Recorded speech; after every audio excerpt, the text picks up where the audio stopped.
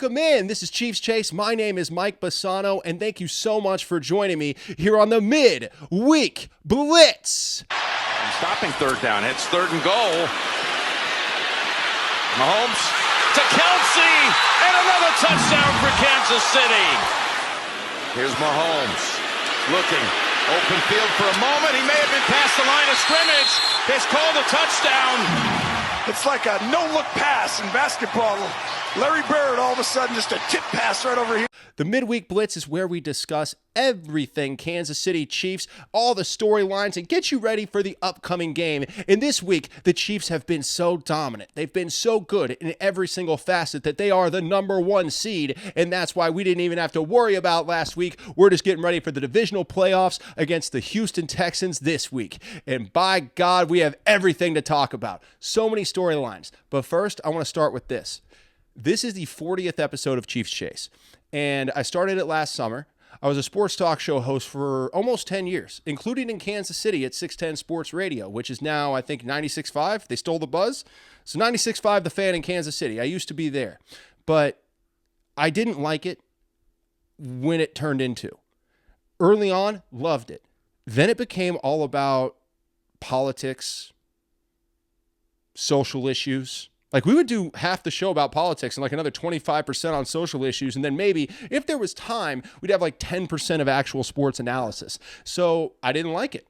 We parted ways, and we were good with that. And I went on to do other things. I actually moved to become an actor. Now I'm in SAG, acting, doing well. But the reality is, this is my first love. It always was. It just evolved into something I didn't love anymore. But now the world's changing. And I think people woke up to the fact that this isn't news. This is sports. This is part of the Roman circus. Yes, the Roman circus exists. It's to keep us distracted from the mundane, harsh realities of the actual world and the lives we have to live. I can't fix that. Nobody can. So we might as well sit back and enjoy some football and have a good time while we're doing it. People lost that perspective, and I hated it. If I wanted to do news, I would have. I did news early in my career.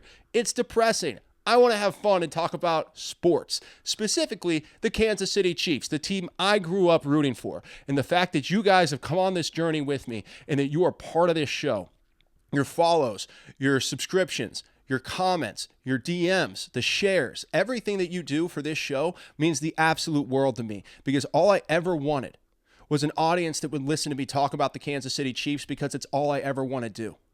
Talking about the NFL and specifically the Chiefs is all I've ever wanted to do. Born and raised in Kansas City, I went to Brookwood Elementary right next to State Line Road. I live this. And I understand people are like, hey, why don't you get a better hobby? Because I don't want one. This is all I care about. And I appreciate the fact that you're here for this journey and that you've come with me, because this is the best time in my life. I appreciate every single one of you, and I cannot tell you how excited I am for us to continue this journey forward forever, because I'm never going to stop doing this show, ever. It's my show. I don't have anyone with any other creative control in it. No one can tell me what to do like they used to. I don't have to parrot anything like I used to have to. And now I can just sit back and be myself. So thank you for allowing me to have this, because this is all because of you. Not someone in some boardroom or conference room deciding who gets to make it. You get to decide. And that is the power of the internet and why it is 10 times better than any broadcast media in existence.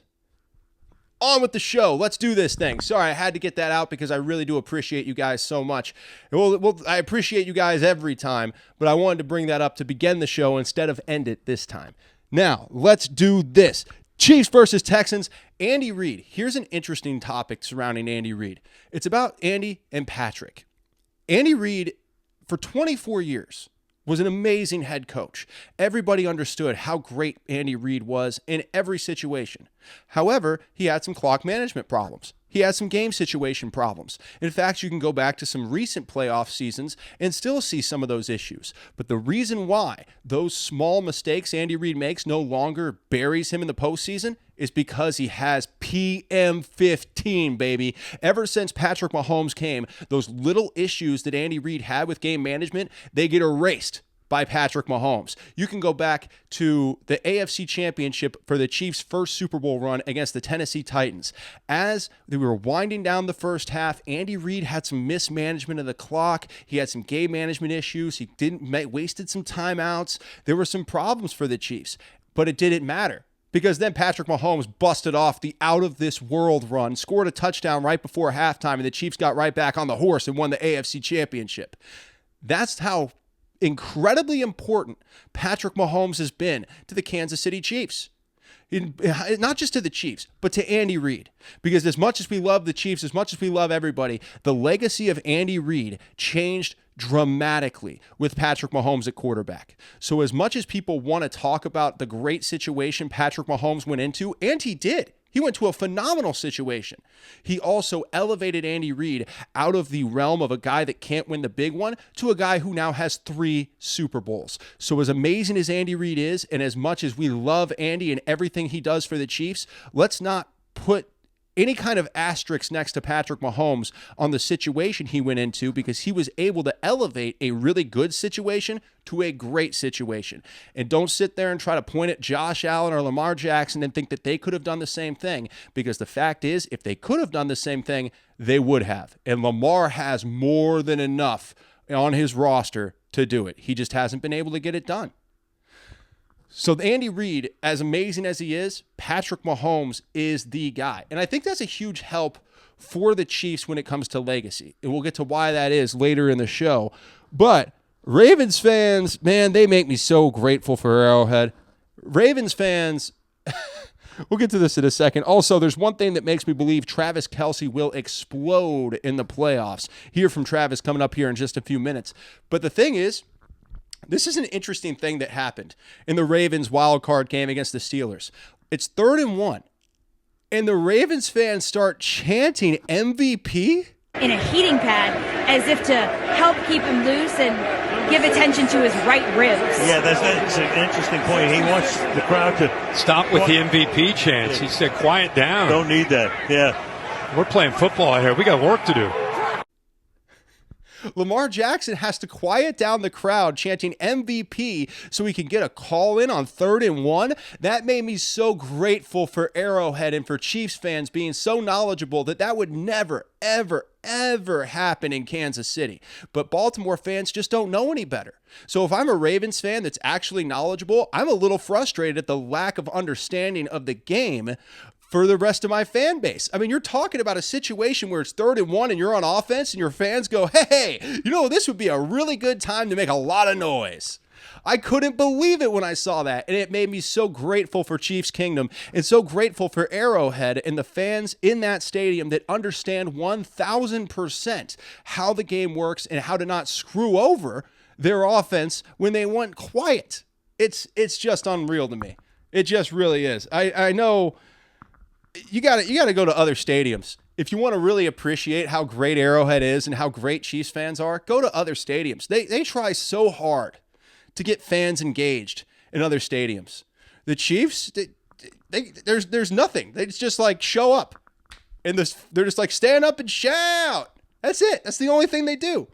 Other places are like, I went to a USC Nebraska game this year because I'm a big Nebraska guy. So we went to USC Nebraska this year, and I worked in Nebraska as a sports talk show host right after college, so it's really where I grew up. So I love Nebraska. I covered that team for 3 years. So I went to the USC Nebraska game, right? And they're like, hey, everybody, we were told by Nebraska fans that you should be quiet when they're on offense. Better not let them get away with it. It's like, is this really what we're doing here? Granted, it's like the most LA thing ever, right? But it's like, is this really what we're doing? Go to other stadiums. It will make you so infinitely grateful for how amazing Arrowhead is and how amazing Chiefs fans are. And I think Ravens fans did a great job of really showcasing how amazing Chiefs fans are by showing that they just really don't understand the game. And frankly, if you read any comments on any posts from Ravens fans, they don't understand anything. They're just like, Lamar's fast. It's not all Ravens fans, but it's true, though. It's true. They chanted MVP on 3rd and 1 with their team on offense. You can't make that up, dude. You can't. That's laughable. All right, moving on. They just don't know ball, man. Also, will the Chiefs see the Ravens or the Bills? Now, I'm more focused on Houston, but while we're on the topic of the Ravens, I want the Bills. The Chiefs already beat the Ravens this year. Yeah, it was by a toe, blah, blah, blah, but inches. Have you seen any given Sunday? Have you seen it? It's a game of inches. So yeah, that's how it works. You lost by a toe. Yes, game of inches. Al Pacino did an entire speech about this. Did Raven fans not see it? Game of inches, man. So the Chiefs already beat the Ravens. I want the Bills. I want the Bills right here, right now, forever. Because I do not think for 1 second that the Bills will beat the Chiefs in Arrowhead in the AFC Championship game. I do not believe it for 1 second. I would actually give the Ravens a slightly better chance just because that Lamar Jackson, Derrick Henry 1-2 punch, yeah, it's concerning. It is. So I'd rather see the Bills anyway, but I also want that revenge. I want to be able to beat every elite team in the AFC, and if the Chiefs beat the Bills in the AFC Championship, that mission is accomplished. Now, if you need some motivation from Texans fans, we actually just got some great one yesterday. Great motivation from Texans fans dominating the world yesterday. We'll get to that in just a second. But first, one thing makes me believe Travis Kelce will explode in these playoffs. And it's because I saw Travis Kelce on the Pat McAfee show and he's singing Taylor Swift. How did you spend the bye? How does the team feel? And how does your old ass feel at this moment going into I'm fired up, man. I'm feeling 22 all over again, baby. Let's go. Hell yeah. Fire me up. I don't know about you. I'm feeling 22. Hey, she had us do this thing, Trav. She had us do this thing right here. I was hoping you caught the reference, baby. Dude, man, I'm ready to rock and roll, man. When Travis Kelce is having fun, he is one of the greatest players that's ever stepped foot on a football field. Sometimes, especially when you're 35 years old, things can get a little boring during the regular season. You've done this so many times. But when Travis is having fun, like we saw him have on the Pat McAfee show, he's a different guy. And the Chiefs go as Travis goes. He's the heart and soul and the energy of that team. That's why the offense oftentimes will focal point through Travis Kelce because he ends up bringing that energy. If you remember the first touchdown during the comeback of the first Super Bowl win, right? We're going to go a little historical here, but historical, it's 4 years ago, 5 years ago. What's time? 5 years ago when Travis Kelce caught the first touchdown on the Chiefs comeback, right after they hit Wasp. Right after the Chiefs hit Wasp, who did they go to at the 1 yard line? Travis Kelce. That was one of the most brilliant decisions Andy Reid has ever made because it wasn't about, oh, we need a touchdown. It's we need Travis Kelce to get the touchdown because that's going to fire up everybody. And the first thing Travis did, he dropped the ball, ran off to the sideline, and got the whole team hyped. That was the catalyst. That was the moment where you saw the energy on the sideline change. While Wasp was the turning point in that Super Bowl, Travis Kelce catching the touchdown in that same drive was the energy boost that the Chiefs sideline needed in that Super Bowl to really start to believe. And you saw it. You saw the change. You saw Chris Jones and Frank Clark start turning up. You saw everybody's energy shift. That's what Travis Kelce brings to the table.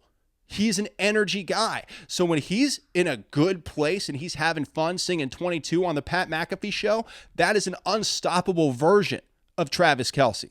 That's a monstrous version of Travis Kelce. So we have a monstrous version of a guy who's already a monster and also has the most receiving touchdowns in the history of the NFL postseason other than Jerry Rice. That's freaking crazy, man. So if Travis is good, you have to feel great about this playoff run. And I know there's some speculation. Now, where will Travis go after the year? Will he come back? Will he be done? I don't know. And frankly, that's not on my radar. I understand people are talking about it, and that makes it somewhat of a topic. Not to me. I'm focused on now. What happens after the season? That's after the season, man. We'll focus on that later. Right now, I'm focused on Travis Kelce being in the right mindset and having that right energy. As long as he has that, we're in great shape, man. We are in great shape for the Kansas City Chiefs going into this game. And when I say we, I mean Chiefs fans. I know I'm not on the team. Chiefs fans, though, we are in great shape because we won a victory. I don't know, that's one of those weird things. People are like, you said we? It's like, well, yeah, we are happy when the Chiefs win. How's that? How is that a thing? Can we not do that? Is that against the rules? All right. Now, what else do we have to get here? Oh, yeah. Another thing on Travis Kelce. The team goes as he goes. He's the heart.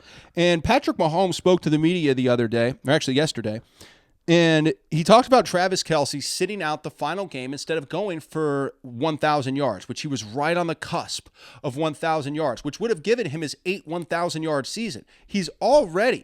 Travis Kelce already has the record for the most 1,000-yard seasons in the history of the tight end position. But he decided to sit out the final game instead of risk injury to hit that 1,000-yard mark for the 8th time in his career. And that's because he makes sacrifices for the team, just like Patrick Mahomes said. I think it inspired the team, and I think he kind of has that the heart of a champion. And I think that inspires everybody. And so when your leaders and your Hall of Fame guys are doing that, I mean, I think everybody knows that they got to put it all on the line.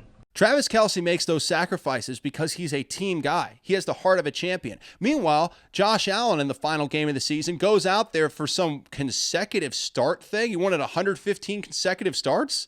Josh Allen trots out there for one play so he can get his 115th consecutive start. That's not the heart of a champion. That's the heart of somebody who's trying to win an MVP and cement his legacy. Josh Allen's all about legacy. Travis Kelce's all about championships. And that's why one of those guys has 3 championships and the other guy has 0. Because when you're focused on legacy, you're not a champion. You can have a great legacy. Go be Dan Marino. Hey, that's an amazing legacy to have. Jim Kelly, another great legacy. Go have one of those legacies. But if you want to be a champion, you should carry yourself like Travis Kelce and not like Josh Allen. And that's not even hating. That's facts. Who has the rings? Not Josh.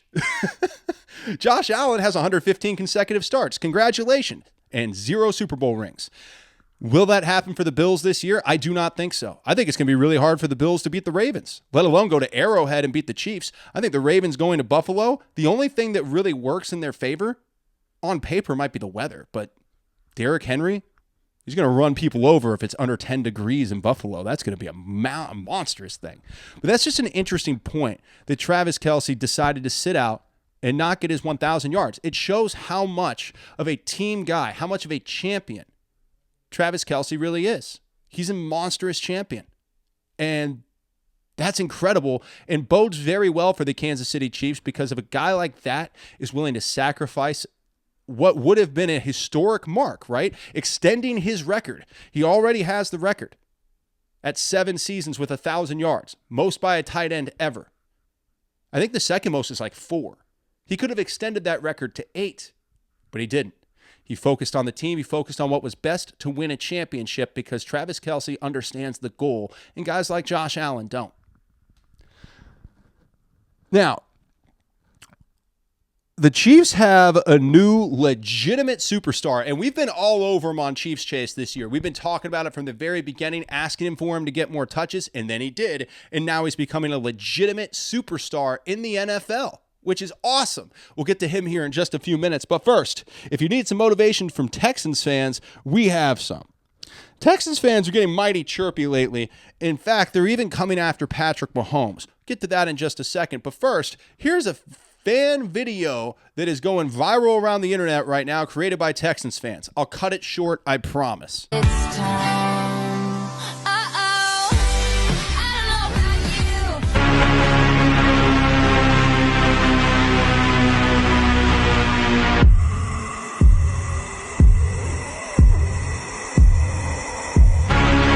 The entire fate of the NFL rests on this man's shoulders.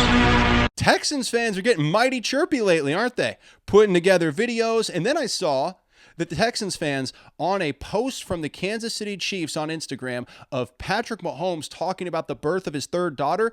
Texans fans are in the comments talking about taking Patrick Mahomes out of the game in the divisional round. Oh, you want to start this? Texans fans are getting chirpy? Oh, I didn't even know Texans fans existed. I thought Texans fans were some psyop from the government to try to convince us that there were still football fans in Houston after the Oilers left. I didn't even know there were Texans fans. I thought it was one of those psyops like we have in Los Angeles with the Chargers with that lady. You remember her? The Chargers fan? She just goes around and it's like, hey, look, Women like football too. I thought that's what the Texans fan base was. I thought it was just paid actors showed up to pretend they care. I didn't know that they would come into the comments of the Chiefs and take shots at Patrick Mahomes and talk about taking him out of the game while Patrick's talking about the birth of his third child. Oh, baby, if you needed any more motivation to hate Texans fans, they gave it to you in spades on that one. Go look it up. Go to Instagram. Go to the Chiefs. Go to the post where Patrick Mahomes is talking about his birth of his third child. There are Texans fans in there talking about injuring Patrick Mahomes. Also, there are people in the comments on my Isaiah Pacheco post, because I did a post about Isaiah Pacheco, right? About him getting healthy. Because Pacheco came back from his broken leg and he could play, but he couldn't explode. This time off for Isaiah Pacheco, I think, is a huge reason why the rust isn't as big of a deal as letting guys get healthy, because Pacheco could come back more explosive in this game than he has been since returning from the IR. So that was great. I already talked about it. Good post, right? Under that post, they're talking about blowing out Pacheco's knee and breaking his leg again. Like, these Texans fans are unhinged as hell. You could tell they've never been there before and they've never won anything because they're 100% acting like it. Say what you want about Chiefs fans. Say what you want about me. We would never wish an injury on anybody. That is the last thing that I ever want to see in an NFL game. I don't like Josh Allen. I think a lot of people praise him for being this great guy that I'm not entirely sure he is. But I would never want to see Josh Allen get injured. I would never want to see anybody in the NFL get injured. Deshaun Watson a little bit. Nobody got real sad about that, did they? Sorry. That's probably not the right thing to say, but it's true. It's the only guy that I've ever seen get injured, and I went, Look, I don't know that every allegation is true, but I know when you get 64 of them, you're probably not doing the right things. So I'm just saying, smoke, where there's smoke, there's fire. And where there's 64 different types of smoke, you're damn sure there is some fire. So other than Deshaun Watson, never want to see anybody get injured. That's a horrible thing to have happen in the NFL. These guys are putting their bodies on the line. They do a lot for this job, and it is their livelihoods. So beyond fandom and everything else, you never want to see somebody get injured.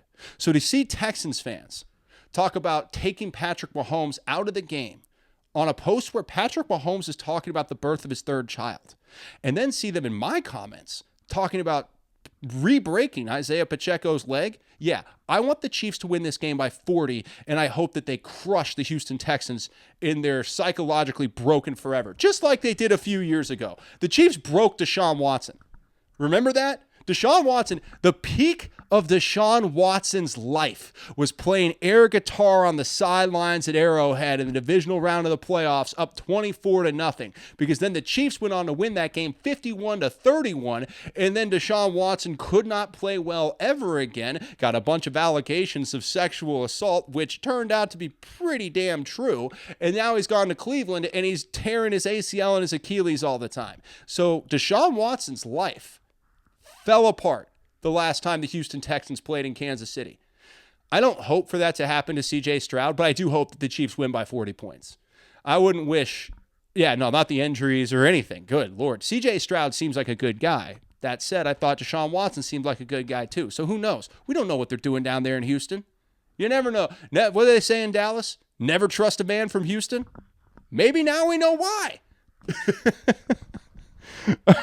I'm laughing, but I'm serious. So please fire us up. Give Arrowhead more reason to be deafening. And that is exactly what the Texans fans are doing. It's jumping into comments, hoping for injuries to players. Oh, that's going to get people fired up, man. Because no matter what you do, never wish for an injury on somebody else to cause bodily harm to another human being. When you do that, that's going to get people fired up. So I fully expect Arrowhead to be deafening in the divisional round, to shut up those Texans fans, those pieces of trash that want to wish an injury on Patrick Mahomes on a Chiefs post on Instagram where he's trying to celebrate the birth of his third child.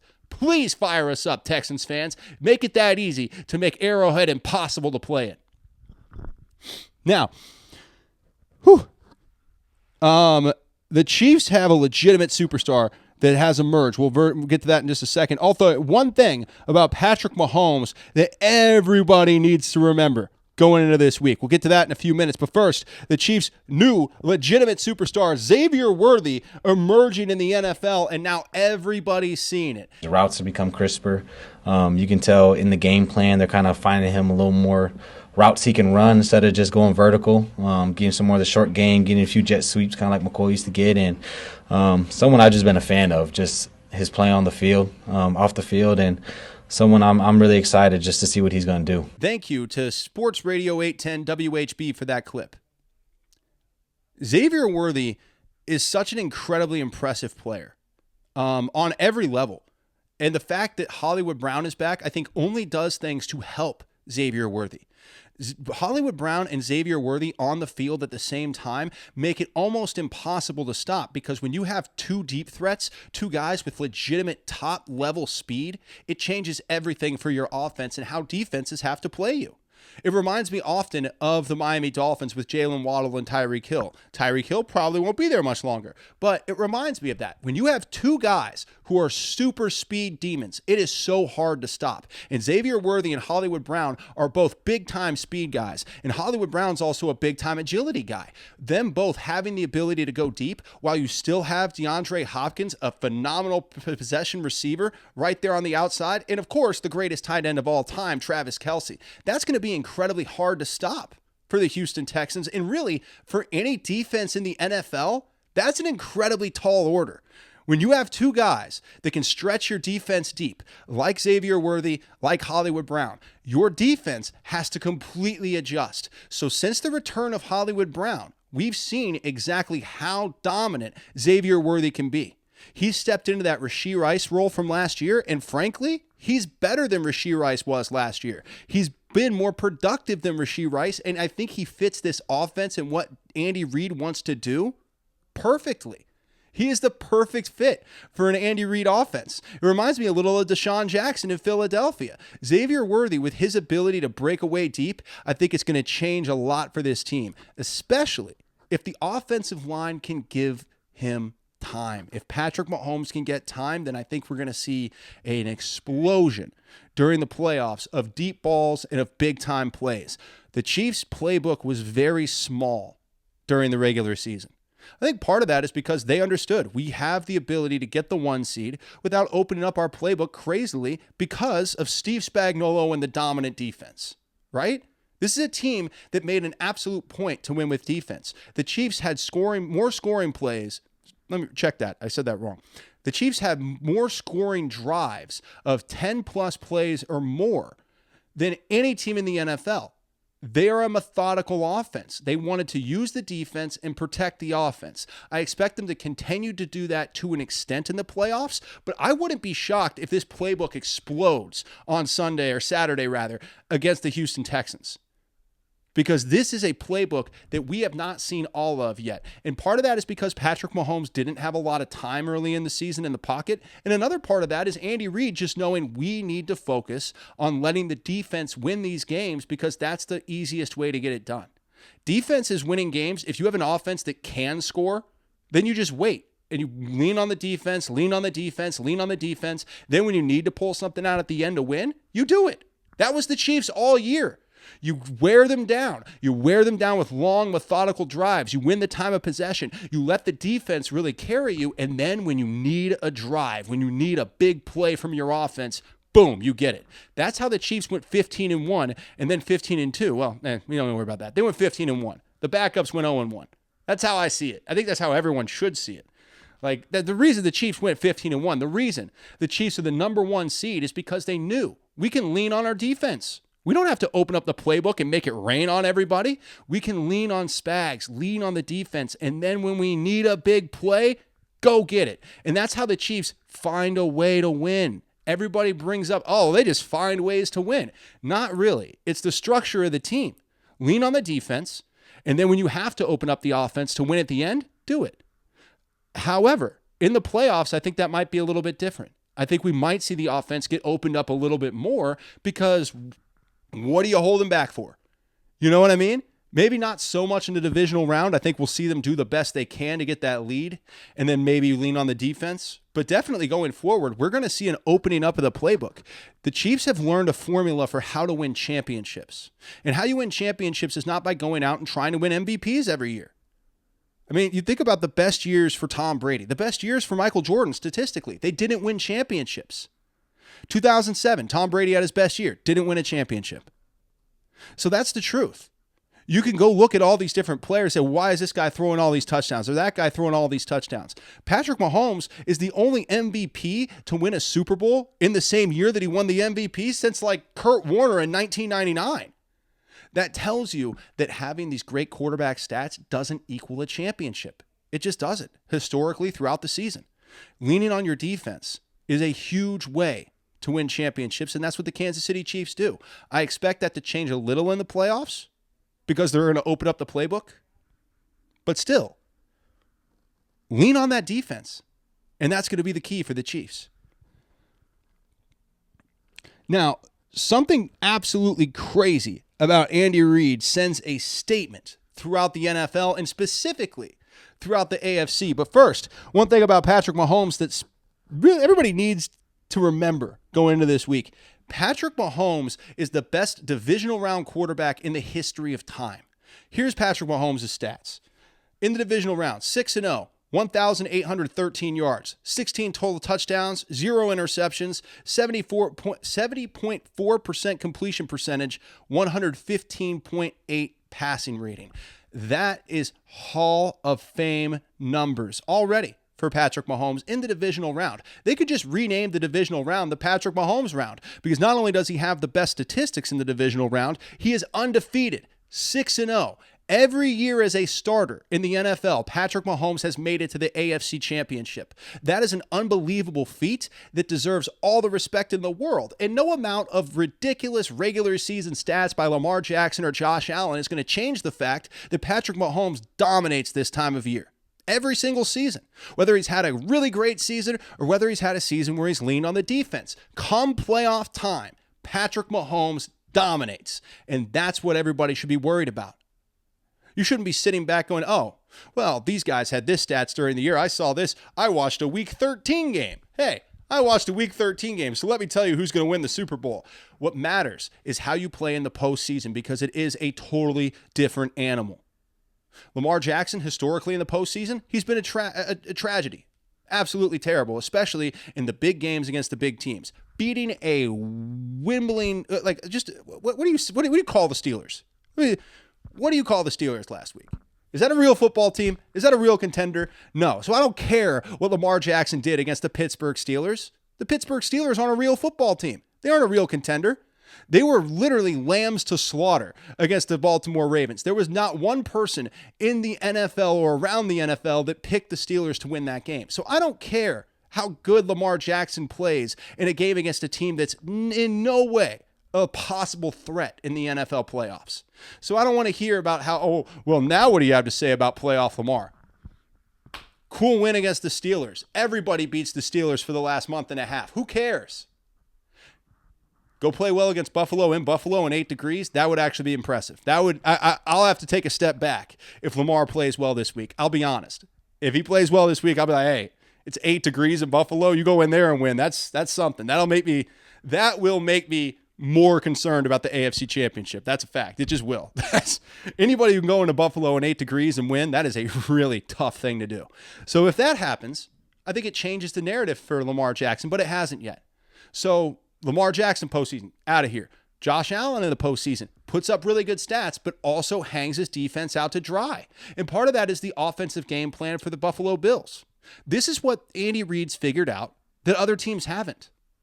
You create an offensive game plan that plays to the strengths of your players and protects your defense. Oftentimes, I see the Buffalo Bills hang their defense out to dry. So Bills fans think their defense is terrible. It's not as bad as it looks just because the offense constantly hangs it out to dry. But it's hard to get casual fans to buy into the idea of scoring less touchdowns. Right? It just is. And that's fair. I understand that. But if you look deeper, you see that not scoring as much touchdowns and protecting your defense and winning the time of possession battle while having long, methodical drives, that's the key to success in the NFL. And the Chiefs have found that key. Now, Mahomes, I think this is one more thing about this before we move on. Mahomes, I think there's something to this. People kind of disregard how dominant Patrick Mahomes is, in large part because they want to make football interesting. I mean, if you were to look at the numbers and really, not just the numbers, look at the games. If you were to look at everything in the postseason for the last 5-6 years, there's really not another option than Patrick Mahomes, right? He's the guy. There is no other option in the world than Patrick. So I think sometimes people elevate these other quarterbacks and say, well, this is the year that Patrick Mahomes gets dethroned, because they want to make football fun. It's not as fun if we all just sit here and go, well, you can't stop Patrick. So a lot of the time when people are elevating other quarterbacks, I think they're doing it to try to keep football interesting, because Patrick Mahomes has been so dominant for so long. I mean, 6-0 in the divisional round with the most unbelievable numbers you could possibly imagine. He's been so dominant for so long that I think it makes people bored. So they want to elevate other guys. They want to over-elevate a guy like Josh Allen, or over-elevate a guy like Lamar Jackson and say, these are the guys now, but they haven't won anything. And until they do, the situation remains the same. Patrick Mahomes owns you. That's the situation. And until you change that in the playoffs, and one of those teams, hey, the Houston Texans are there too. Got to get past them. So until that changes, there's really no reason for anybody to pick against Patrick Mahomes if they're being serious. If you're not being serious and you're just trying to get people more engaged in the game and give them hope, all right, fine. I mean, look, we did it as Chiefs fans until Patrick Mahomes came. I remember thinking, if you get enough pieces around Alex Smith, the Chiefs can win a Super Bowl. Didn't work out. But you do that because you think, hey, this could be the year. So I understand where they're coming from, but in reality, there's nobody better and nobody you would bet on in the playoffs over Patrick Mahomes. Now, there's one thing we should all love about the Ravens-Bills games. It's like my favorite thing about the Ravens-Bills game. We'll touch on it for a moment. We'll get to that in just a second. But first, there's something absolutely crazy about Andy Reid that sends a statement throughout the NFL and specifically the AFC. And that is, every coach left in the AFC playoffs is connected to Andy Reid. Every one of them. John Harbaugh was a special teams coordinator in Philadelphia. Sean McDermott, defensive coordinator in Philadelphia. DeMeco Ryans played for Andy Reid in Philadelphia. So all four coaches are either Andy Reid or they're connected to Andy Reid, because Andy Reid is football. That's what people need to understand. This guy is the game. When you think about football and you think about the greatest coaches of all time, we absolutely should think of Andy Reid over Bill Belichick. The reason for that is Belichick's coaching tree was a disaster. Where's Josh McDaniels? Where's Romeo Crennel? Where's Charlie Weiss, who failed at KU? Where are all these people? Andy Reid's coaching tree, they're all in the AFC playoffs. All of them. John Harbaugh, Sean McDermott, and even DeMeco Ryans. He didn't coach with Andy, but he played for Andy. So Andy Reid has a connection to every head coach in the AFC playoffs. That tells you Andy Reid is football. His coaching tree, his influence in this game, it is beyond anyone that's ever been in the league. Andy Reid's that guy. So you could even if you take away the championships, of which there are 3, and the long-standing records, being in the championship game, the conference championship, 3 years in a row in Philadelphia. He set 2 records. He has 2 records. Most hosted conference championships in a row. Did it in Philly, and he did it in Kansas City. What Andy Reid has accomplished, even if you take all those accolades, as there are many, take all of his accolades, and set those accolades aside for Andy Reid, he is so influential in the game of football and so influential when it comes to his coaching tree and the guys that have been around Andy and their success after being around Andy. He's the greatest coach in the history of football. And I think the AFC divisional round of the playoffs and the fact that all 4 coaches remaining in the AFC are either Andy Reid or have a strong connection to Andy Reid tell you very clearly about the influence that Andy has dominated around the football and around the NFL especially. And that's just awesome. I think that's really interesting. And here's the thing. There's no question what put him over the top. I think that's one thing that makes things, the dynasty in Kansas City, a little easier than the dynasty in New England, is there's not a question as to why Andy Reid was put over the top. I think in New England, there was some worry here and there about who gets the credit, right? Robert Kraft wanted credit. Bill Belichick wanted credit. Tom Brady wanted credit. Well, in Kansas City, they went for years with Andy Reid having Alex Smith as his quarterback, and they couldn't get out of the divisional round. Since getting Patrick Mahomes, that put Andy Reid over the top, and now he's a dynasty head coach. And I think that really helps the dynamic of the Kansas City Chiefs, that there's not a squabble over who gets all the credit. We know, as great as the situation was that Patrick Mahomes was drafted into, he's the reason the Chiefs were put over the top from a perennial divisional round loser to never missing the conference championship. So you know who gets the credit for that. And obviously Patrick knows who gets the credit for getting him into a great situation where he could be that successful. And Clark Hunt got on a plane, went to Philadelphia in 2013, and didn't allow Andy Reid to get to his interviews in Arizona or in San Diego to coach for the Chargers. And he said, I'm not letting him get on that plane. I'm getting Andy Reid to Kansas City. So I think the credit for the Chiefs dynasty is so evenly spread that we won't see the kind of problems that we saw in New England towards the end of their dynasty, where there was a lot of kind of grappling for credit. Everyone deserves credit. It's everybody. Clark Hunt did an amazing job going to get Andy. Andy did an amazing job coaching this team to get them into a relevant situation. And then Patrick Mahomes did an amazing job coming into that situation and elevating it from relevant to dynasty. That's what I'm talking about, man. If that doesn't get you fired up, I don't know what we're doing here. You know what I mean? That's got to get you fired up big time about Andy Reid in these playoffs and just about his impact on the game of football. And of course, Patrick Mahomes being able to elevate Andy Reid from the guy that just couldn't win the big one to a dynasty head coach.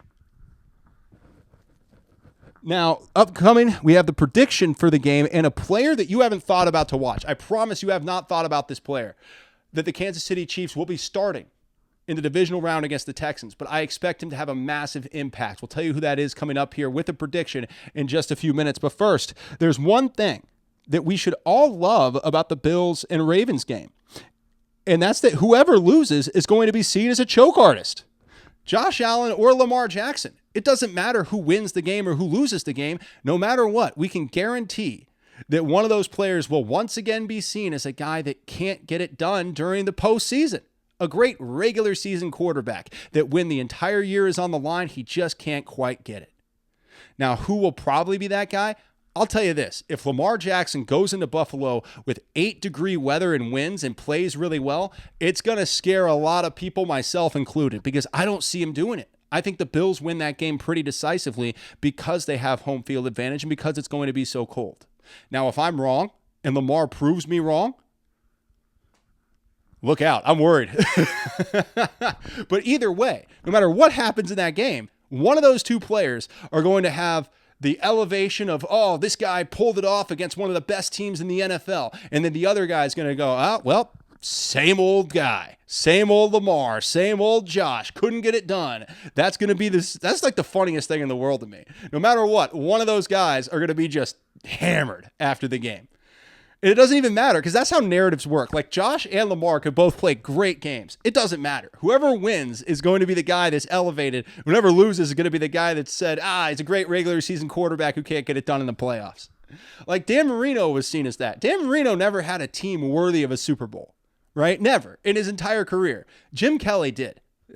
Jim Kelly, he should have won one of those. Scott Norwood, what's up, dude?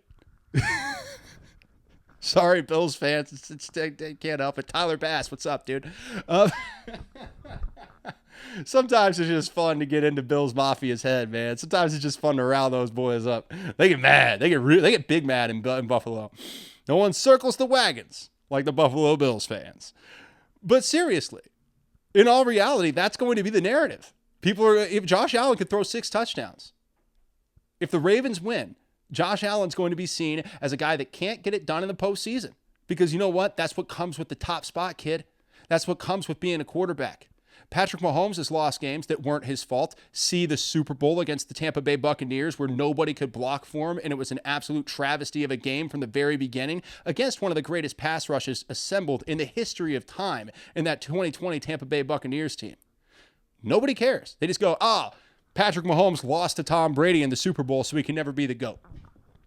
Even the year before, 2 years before that, AFC Championship game against the Patriots. Patrick Mahomes plays a phenomenal football game, puts up over 40 points. Doesn't matter. Lost in overtime against the Patriots. He'll never be better than Tom Brady. That's how narratives work, whether they're real or not.